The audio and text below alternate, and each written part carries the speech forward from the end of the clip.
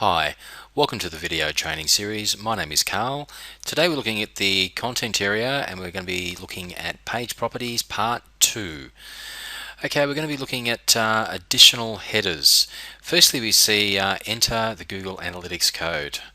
Okay, you can have a Google Analytics account which will analyze your site where the traffic has come from.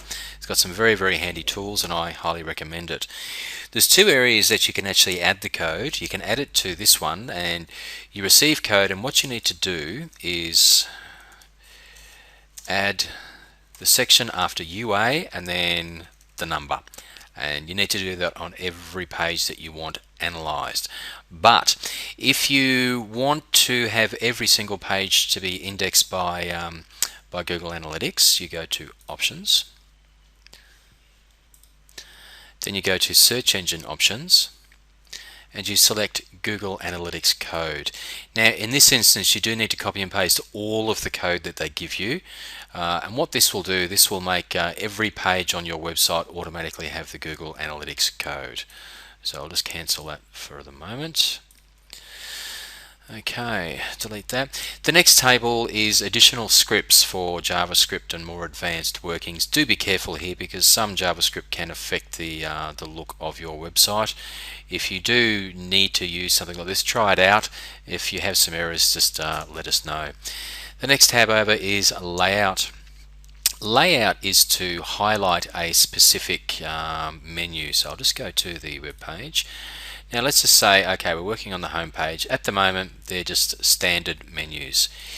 If we decide, for instance, we want the menu to be larger and stand out, we can select top extra color. Now, when we select that, if we go to the template editor and select style preview, then down to top menus, we expand that and go to top menu extra colors. Okay, so here we see that we've got top menu off will be grey, top menu on is burgundy. So when we're just looking at the heading, it's grey. When you hover over it, it's gone to burgundy. And you can also do the same with sub menus as well. So I'll just close that for the moment. Go back. So we're going to be selecting the grey and the burgundy. Now we'll just go OK to that and we'll see how that looks. Actually, we'll just center that menu. We'll go OK and we shall synchronize. And we'll just have a look on the website and we'll refresh the page. Okay, now we can see we have a grey menu and it's larger than the other menus, because with these menus here they auto expand to the size of the text, but this one here we've actually overridden that. When I hover, we then have the burgundy effect. Okay, I'll just go back, page properties and layout. Next one is background image. This can set a background image throughout that through the entire page. Now there is a section in table properties that we can insert a background image for a table.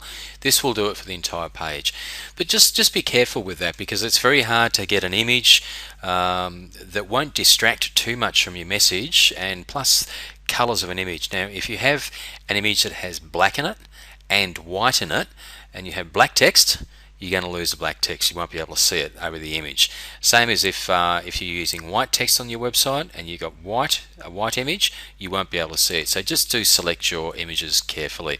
Essentially what you would do at that point, you would browse for a photo and you can either have a repeat or no repeat.